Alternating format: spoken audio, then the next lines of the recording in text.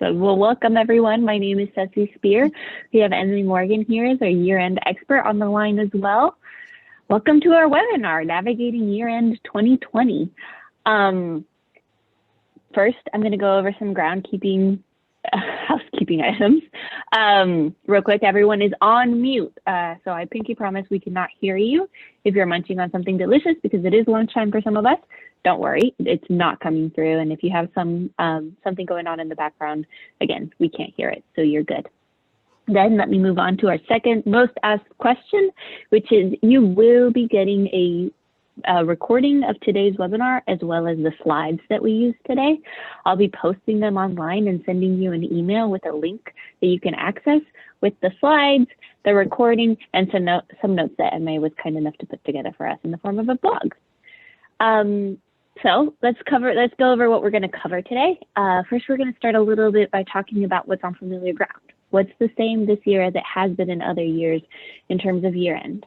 Then we're going to talk about what's a little bit different, and then we're going to focus on communication and how to make sure that your team is kind of all on the same page.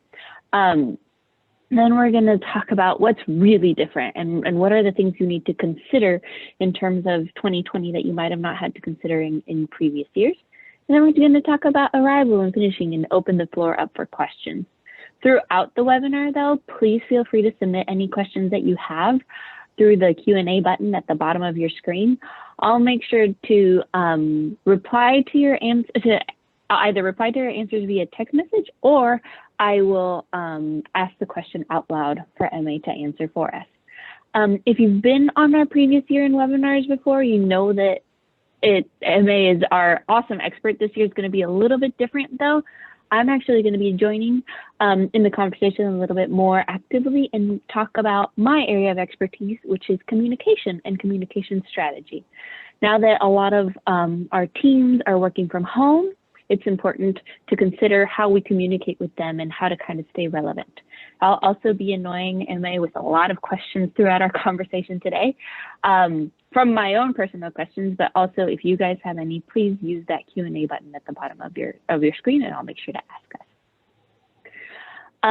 So let me introduce Emma. She is one of our awesome career support consultants and our resident year-end expert. She's had the dubious pleasure of starting her payroll career just in time to handle year-end for a chain of fast food restaurants back in the day of dial-up internet and dot matrix printers. But she persevered. We were very grateful for that. And now with 2 decades of experience under her belt, she can warn us of the pitfalls and perils and the opportunities that each year-end brings. Unfortunately, this year, we weren't able to get together as a whole team to take our headshots. So usually on this slide, I have very professional headshots of our experts, but this year we decided to have a little fun and make our loved ones take pictures of us in our very comfy Mosaic sweatshirts. And Emma actually had these personalized little ducks made for us, and she mailed me one, which I'm very excited about. And so these are the pictures that we have up this time. Like I said, my name is Ceci Spear. I'm the Marketing Communications Manager here at Mosaic. And Emma, it's all you. Thank you, Ceci. So welcome to what is quickly becoming an annual tradition here at Mosaic, which is where I ramble on for about an hour about year end. This will be a lot of fun, trust me. Okay, so let's just get started, shall we? Here we are on familiar ground. The leaves are changing. There's a chill in the air, unless like me, you're in Florida, in which case that never happens. But that only means one thing. It is year end. So what do we know about year end? The checklist for 2020 has been posted in the Learning Center. I believe it's the Learning Center. Gives you the ideal timeline for each step, tells you whether it's a required step or a suggested step. For example, printing W-2s is required. Making sure they're accurate is just suggested. Strongly suggested, but still suggested. And there are handy hyperlinks to documentation if you don't remember how to do a step. If you are a mid-market client, there are actually links to the reports that you need to run to check on some of these things.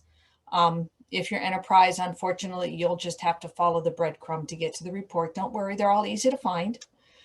So this webinar is going to be focusing less on the individual steps of year end and looking more at what are some of the more unique challenges that 2020 has brought to all of us.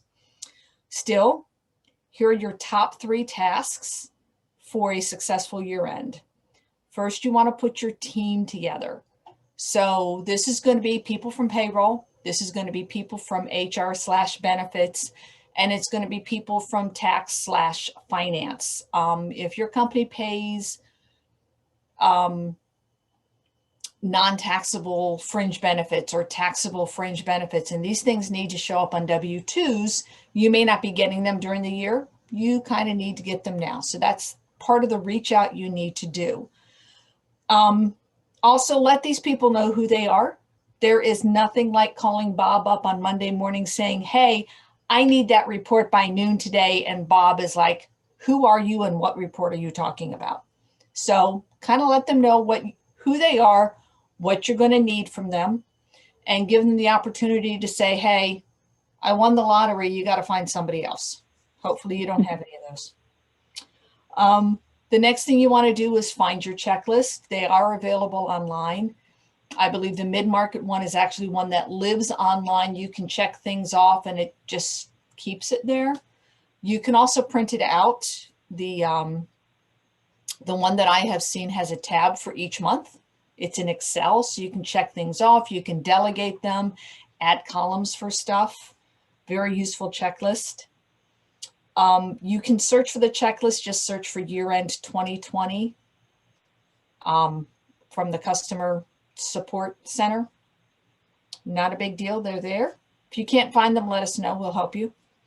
And then the last thing is plan for your printing. If you print W-2s yourself, you need to order your supplies, your forms, your envelopes. The forms are already available in Home Depot. They're not available at all in Home Depot. Office Depot, on the other hand, has them, as does Staples. All of the office supply places have them, and the envelopes. If you don't want to print them yourselves, then you can have them printed for you. Yes, UltiPro will print them for you. You go out and you sign up with them, but bonus, extra points. I really point this out. Mosaic is also printing W-2s for people. So you can reach out to us and we can print and mail your W-2s for you this year. Yeah, I think those are all really good points. Like you said, Emma, we've done this before. And yeah, we don't usually talk a lot about on our webinars about the things that Mosaic offers, but I know that on this one, we really wanted to make a point to talk about printing. So let's talk a little bit more about that. In terms of setting up for print services with Mosaic for W-2s, other than being an existing UltiPro customer, is there anything else that a company needs to do before reaching out to us? No, you don't have to be a current client or a former client. You just need to reach out to us. You'll need to know how many federal IDs and roughly, doesn't have to be an exact number, but roughly how many W-2s, just so we can prepare for these things. Excuse me, but that's really all you need. That makes a lot of sense. Mm-hmm. And like we said, we've done this before. You as payroll professionals have done this before, and we've done it before here at Mosaic. So I wanted to make sure that we present to you guys different content that we've actually done in the past. These are actually links to our previous blogs that Emma has put together as our expert. So let's talk a little bit about these. Is there any order that you'd recommend someone watch them or click on them, Emma, if they're just starting off with UltiPro year end? So it's kind of strange. Every year I've done these, we've gotten less tactical as we work through them. We keep getting higher level. By 2025, the year-end webinar is going to be, it's year-end. This is how you make a Mai Tai. We're all going to be experts. Oh, it's going to be a great webinar. We're probably going to hold it on like a Friday night, and make sure you call Uber. But like I said, we got more strategic through the year. So this is your first year, or it's not your first year, but you haven't done it in a few years, or you're just not overly confident in it. Start with that first one, the simplify year end. It's more step by step how to do year end. I will say, unfortunately, that one is not a recording. It is, in fact, a blog post, but it's a lovely blog post. Yeah, technology grew with us as we moved on, I think. So I think we started recording in 2018. Yes. So that pretty much is the order I would do them in, is do the 2017, do the 2018, do the 2019. You're in the 2020. So I think it makes a lot of sense. We actually got a question that came in about comparing Mosaic. The question says Mosaic prints checks versus UltiPro. We were talking about W-2 printing. So I think that might have been what the question was related to. What is the benefit of having Mosaic print them over Ultimate? We do it with a smile. We're friendlier, cuter. We are. We are a smaller business, so you get a little more personal touch with these things. We also have dedicated experts, so you can actually talk to the person who will be in charge of doing the printing, and be sure we partner with you to make sure that if there's any questions throughout the process, we got you covered. So it'll be a higher touch sort of service. Yes, we're friendly. Awesome. Cool. Let's move on. So section 2 is off the beaten path. Yay. Okay, so I did a quick survey of friends, family, clients. Most of the people who normally work in an office are still working from home. Some of them have been told they will not be in the office until January or later. So what does this mean? This means that odds are your team and yourself, you're all working from home. You're all remote. So you need to work out your communication method. Now, I'm sure if you're a payroll, you've got a communication method that works for your payroll team. You've got a weekly call, or you know certain emails have to be attached. You know what people's schedule are. But for year end, you're working with people from other departments, with other teams. So you need to find a method that works to keep the whole team in contact. That 8 a.m. Monday call might work for your payroll team, but HR, the person you need to work with, might be taking their kids to school at 8 o'clock in the morning. So you need to do it a little later for them. So be open to suggestions for better times to get the team together, maybe even different methods. It's possible your finance team is using Slack, your HR team is using Zoom, your payroll team is using Skype. So let's be open about the best way to communicate with people. And in fact, some of these people, it may be, if you want them to be able to pay attention, it's going to have to be an email, because they've got 7 kids doing their homework behind them, and it's just absolutely insane at their house. So have some flexibility there. The next thing to keep in mind is your printer. Even if you're not printing W-2s, and if you are printing W-2s, you need a printer for that, obviously.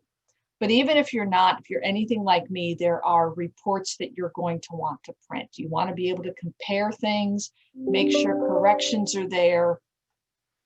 And you can't do that on an inkjet. My little printer here in my office is not going to be happy if I send a 50-page report to it. It's really not going to be happy if I do that twice. So figure out, what is your plan for being able to print things? Can you go back to the office? How do you get back to the office? Think about what your plans are, what your alternatives are, all of that stuff. And the last thing is, if you are printing W-2s, you know what else is in the office? Your postage meter.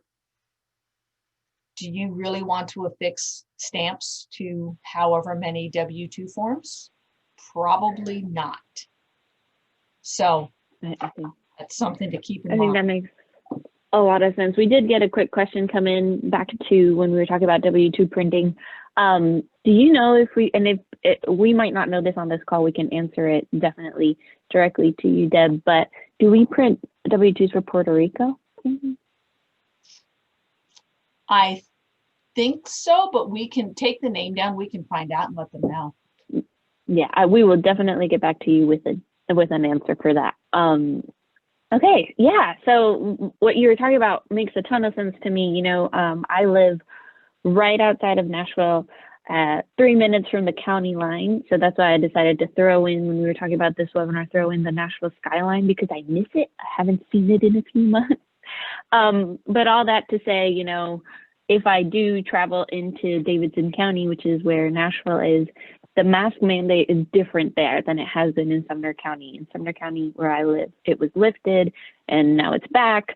So just proving that there is really a lot to consider if you're going to be going back into the office. And not only the things that MA mentioned, like, you know, if you need your printer, it might be good to go to the office, but also consider what it takes to get back into the office. Are there temperature checks? Are there anything that's going on before you go there? And are the doors open? I mean, it's even as simple as asking that question. You don't want to travel all the way into the office to have that not be the case. And then if you are printing W-2s and stuffing into envelopes and you wanted to ask team members to join you and help you, just make sure that they consider this as well. What it means to actually travel into the office, what they need to have, what they need to do, and just ask the question. I mean, it's possible that you might not be aware of if anything has changed in their situation. It's also, I mean, they might be at higher risk or might be taking care of someone who's at higher risk, so they might not be comfortable. So before you make a decision like this, just take a second and stop and think about your options. And it's always a good idea to have some backup plans when visiting the office and doing this type of stuff. Okay, so we're going to move on to section 3, signposts up ahead. And when we put this together, I could not stop thinking about this scene in the movie Bruce Almighty, where Jim Carrey's character is asking God for signs. Please give me a sign. And there's literally a truckload full of actual physical signs in front of him, and he's ignoring them and trying to pass the truck. So anyway, all that to say, please consider me and MA here today as your truckload of signs, right? Stuff is going to be different, but that doesn't mean that it has to be hard or less effective. All it means is that we just kind of have to take a beat and stop and think about what's going on and what we want to accomplish. So when we're talking about communication, it's super interesting because marketers, you know, we're in a really interesting position. I spend a lot of my day and a lot of my time thinking about how to make messages and my content, you know, consumable for my target audience. So that has become especially important here in 2020. And it's exciting because we have the opportunity to use the tools that I've cultivated in marketing to their full advantage. So, you know, I really do spend a lot of time just trying to think of how to get people's attention and meet them kind of where they are. When this pandemic, when everything started with the safer at home orders and everything, I'm sure everyone noticed a huge uptick in emails that we were getting. And now in Q4, there's actually a lot of speculation that it's gonna get even bigger. So with COVID, with the election, with the holidays coming up, with so many things moving online, people are saying that there's going to be an increase, I heard someone say a 300% increase in emails, which sounds really crazy, and I'm not exactly sure what they're comparing it to, but it is true. I mean, I can assume that it is true that there is going to be a lot of content coming out in Q4. And as, you know, as companies, we have to stop and think about, we are competing for our team members' attention too, because all of us are getting bombarded with so much content and so much stuff. So it's important to take a second and think about that. And also just stuff has changed for a lot of us. I mean, Emma is going to talk a little bit more about what it means like when your team members move, but it's possible that a lot of people move. They realize that living in the city center isn't necessary, and and that they can get a bigger house somewhere in the suburbs, or change things like that. And with so much changing all at once, it could be that you as a company weren't aware of the move. So it's important to communicate with your whole team to make sure that you have their most up-to-date information. And in order to do that, you know, they say that people have to hear a message set before they really.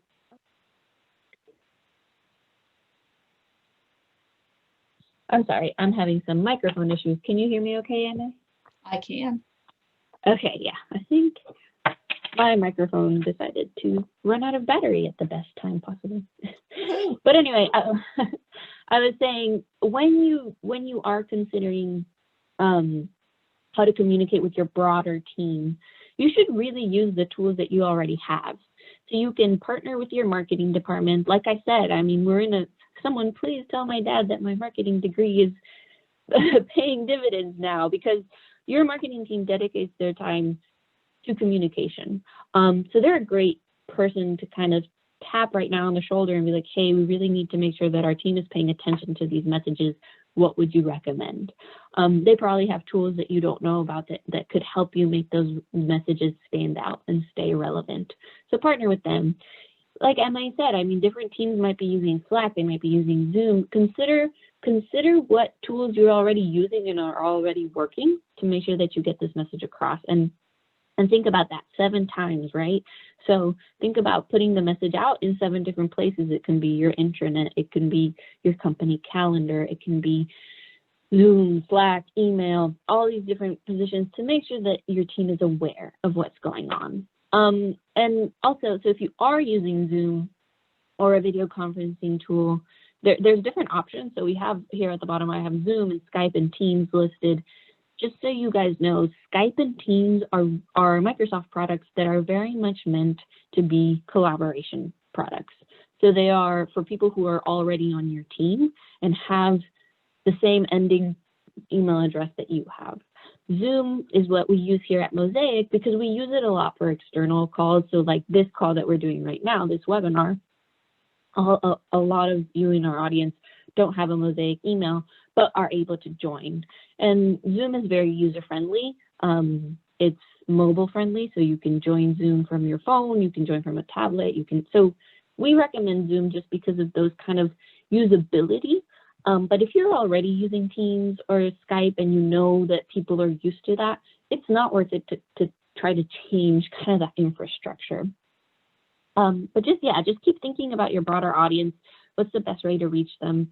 I know I said that content is going to increase and emails are going to increase, but email open rates are also increasing a lot.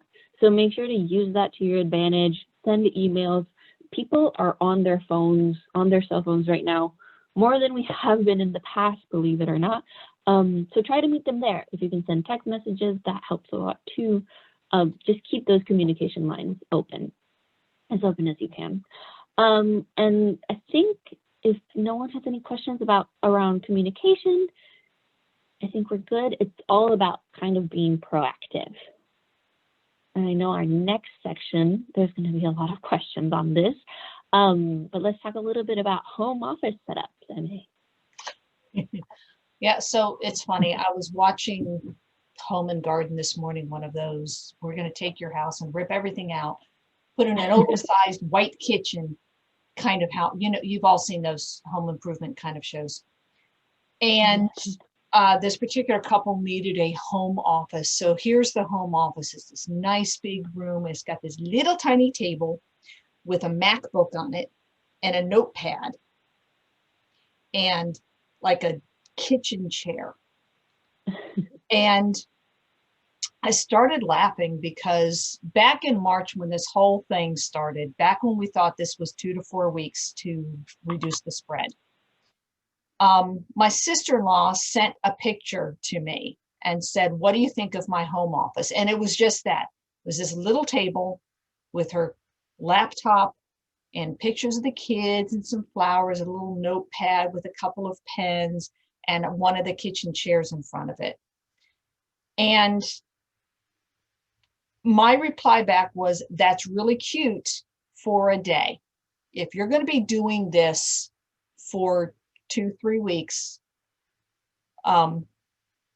get yourself a real desk, get yourself a monitor, get yourself a keyboard, get yourself a real chair. As anybody who's spent an entire day sitting in a kitchen chair, get a real chair.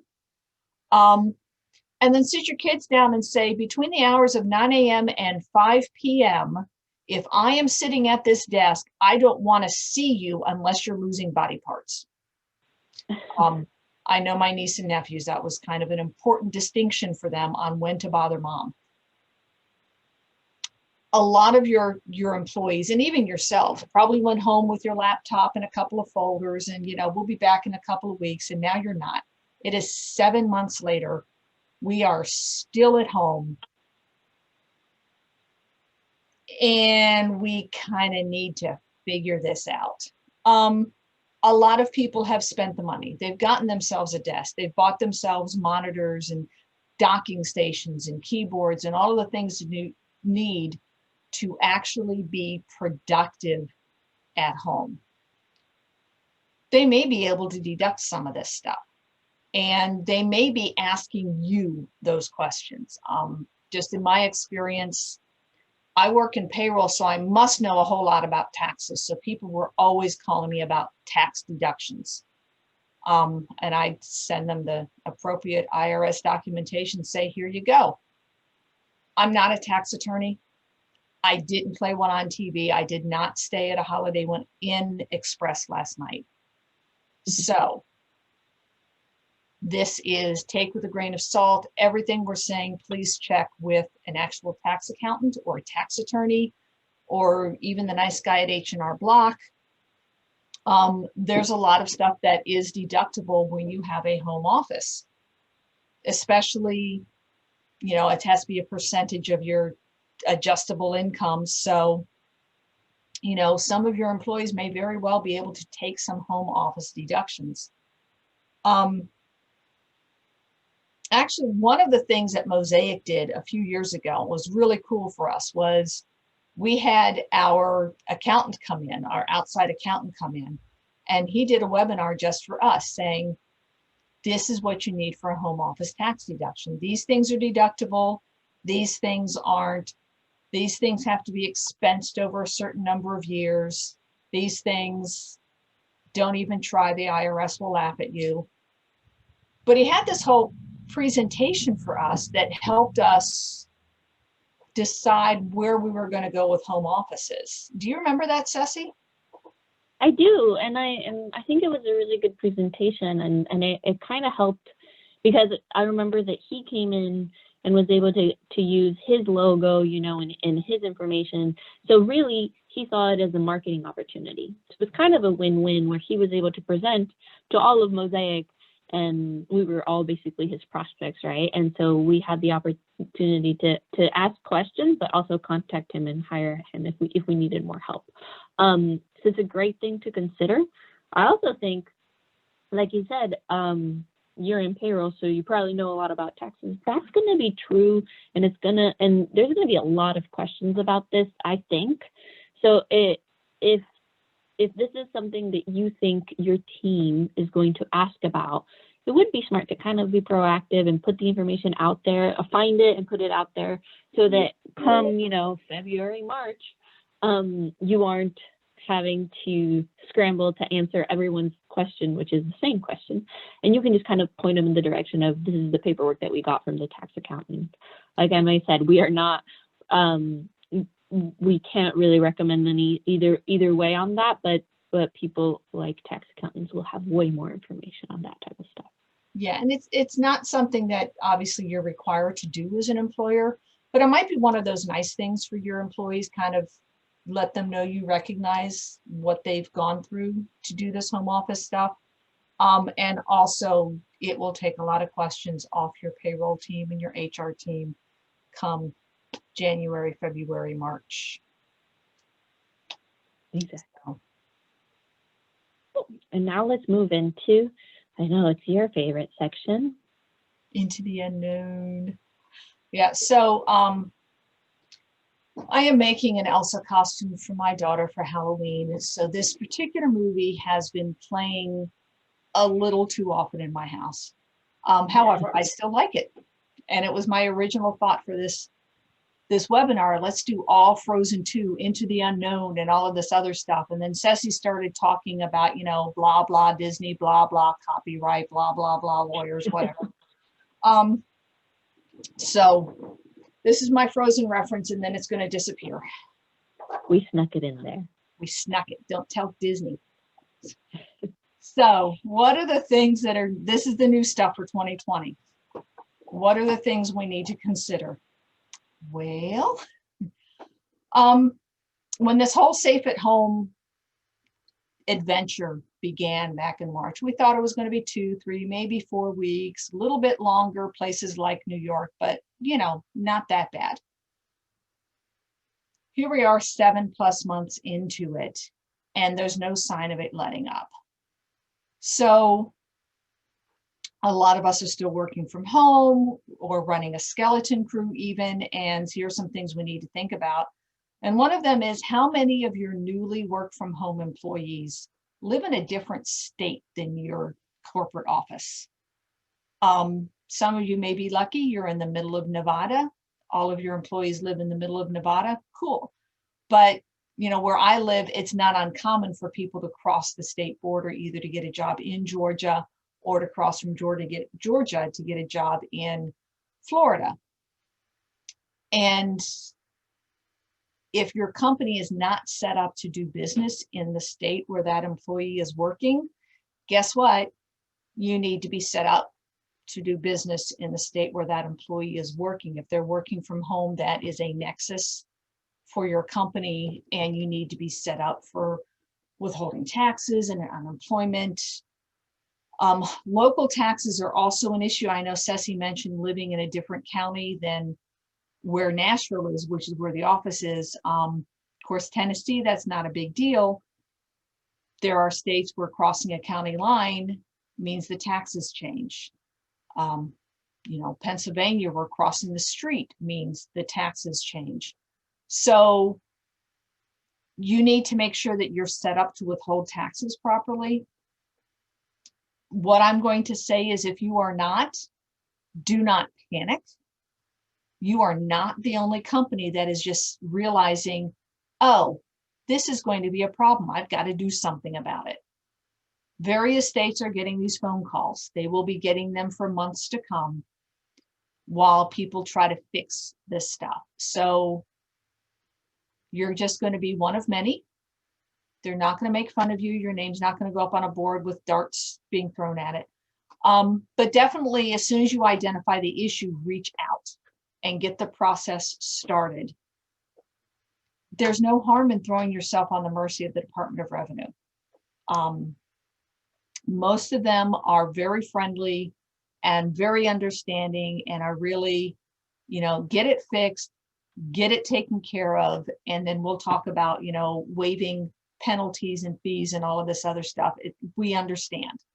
So go ahead and give that a try. Be nice to them, and they'll be nice back to you. So the other thing is, you know, maybe you didn't know the employee moved. The employee moved. You know, they worked in Florida. They lived in Florida when they were working in the office, but now that they're not working in the office, they, you know, crossed the border and got 20 acres on a lake in Georgia. So if your employees move, did they let you know? Did you update their record? Did you update their taxes? See the above bullet about setting up for taxes, which is not something you normally have to do if you have an employee move into a state where you don't do business.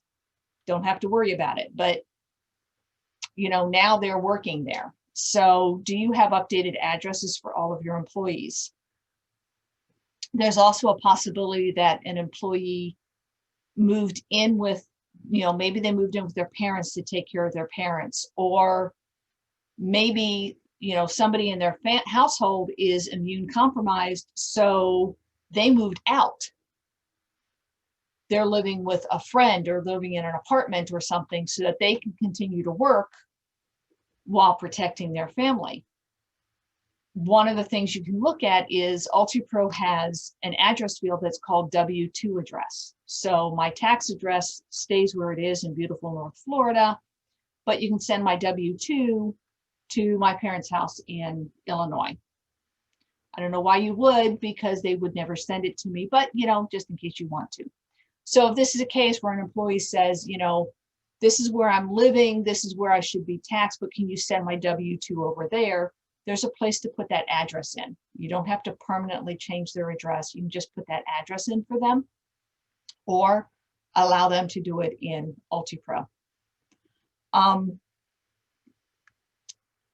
the last one is probably not as comfortable for some of you to think about, but furloughed employees. I know some of my clients, at least at the beginning, had to furlough huge portions of their workforce. They haven't all managed to come back, at least to full participation. So they're carrying these employees. They're not terminated. They are, finger quotes, active employees in UltiPro. But odds are they've not logged into UltiPro to clock in and out or check their check stub or anything since March or April, the last time you paid them. So where are they? Are they still living at home? Did they have to go move in with mom or a cousin or a friend? So do you have that updated information on them?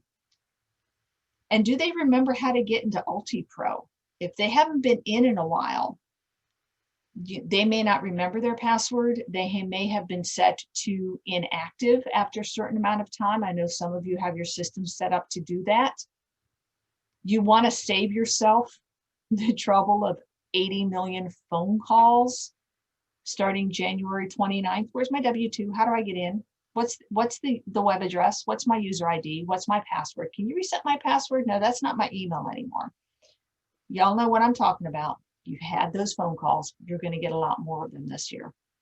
So actually, one of the things I'm going to suggest, and if I was a payroll manager still, this is one of the things I would be insisting on for my company, is printing all of the W-2s and mailing them out so that those furloughed employees who don't remember how to get into into UltiPro will at least get a W-2, assuming you have the correct address. Obviously, there's lots of moving pieces here. But that's one of the things I think you might want to look at. And before we move on, I may ask, a question did come in about where you would put the address, the send W-2 address in Ulti. Do you remember exactly where you would put that in? There is, when you go to put in an address, there's a drop down for address type, and W-2 address is one of them. Okay.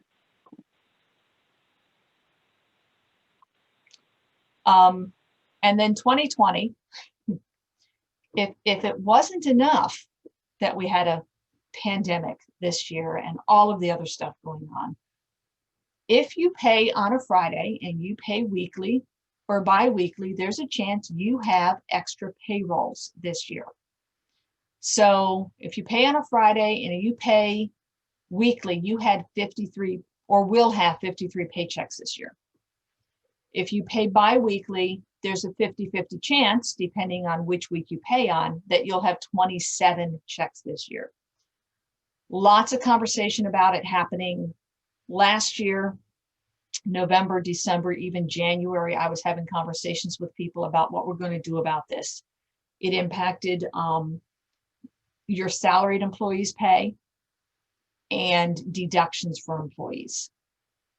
And so what you want to look at is, did you make changes to accommodate that extra paycheck? Did you change your deductions? Did you calculate them for 26 or 53 pays? If so, for next year, you need to go back to 52 or 26.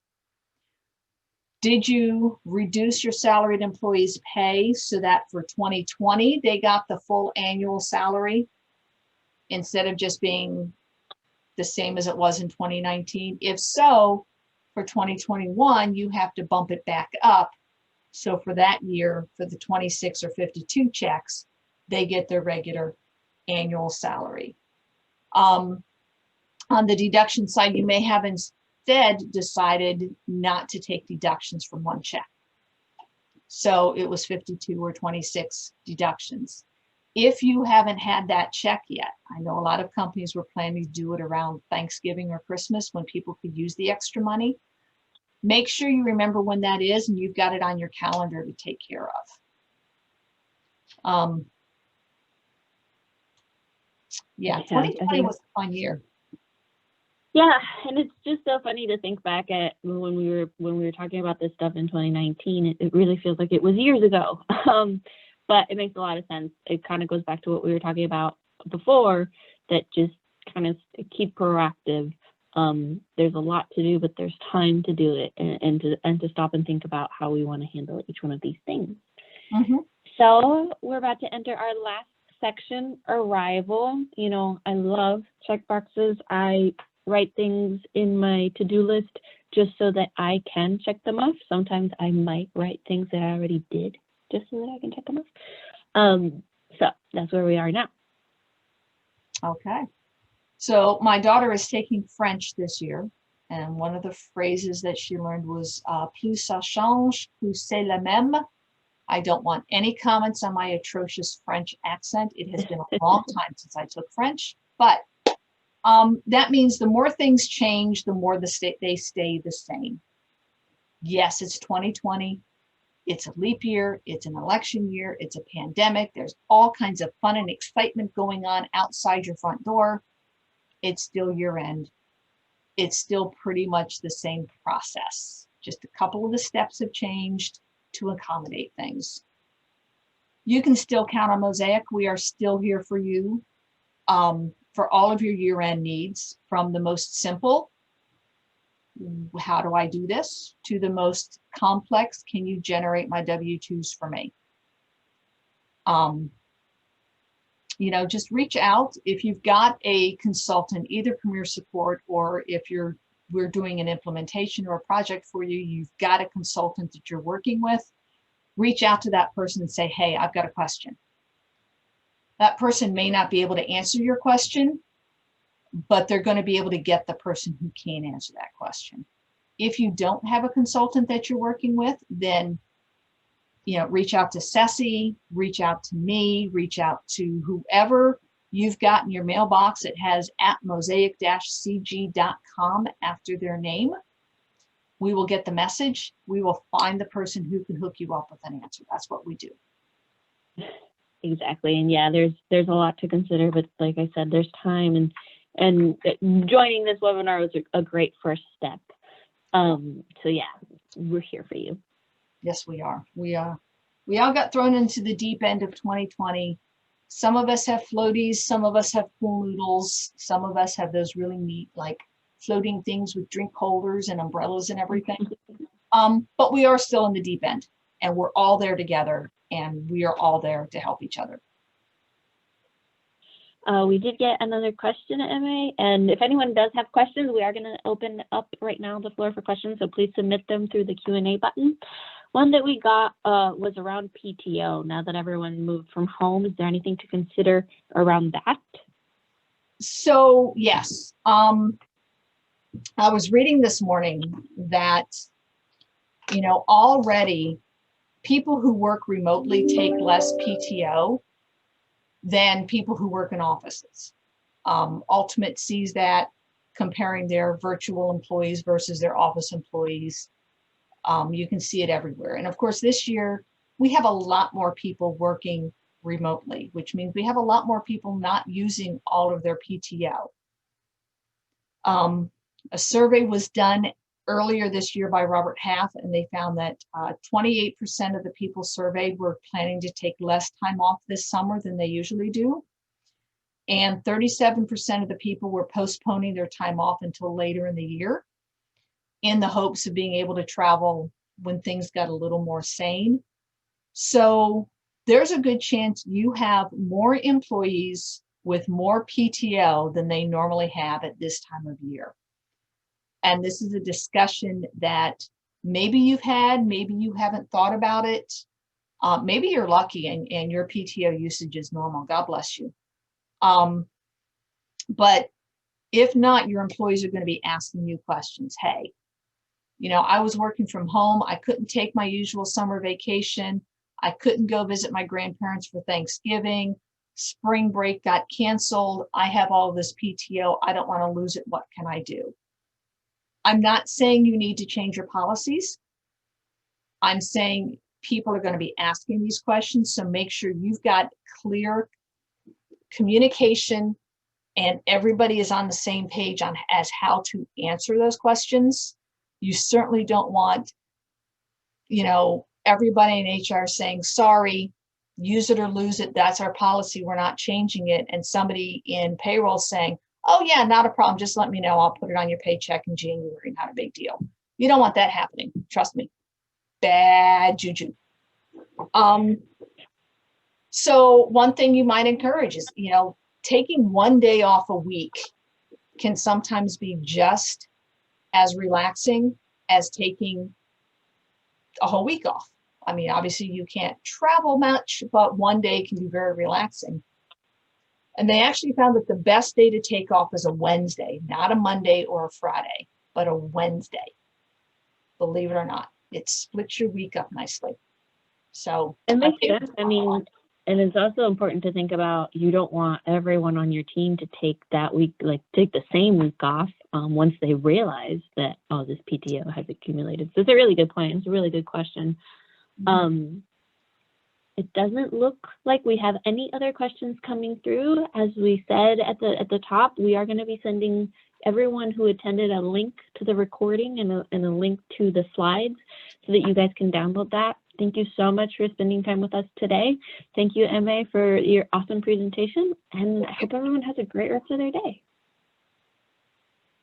Bye, everybody. Thanks, everyone.